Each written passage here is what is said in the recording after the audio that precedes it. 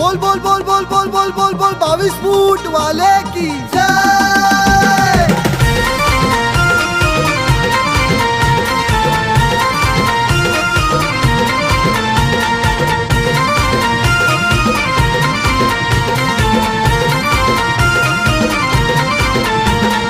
भक्त मंडळीने पत्र पाठविले गणेश गल्लीला अन पत्र वाचुनी आनंद झाला मुंबईच्या राजाला।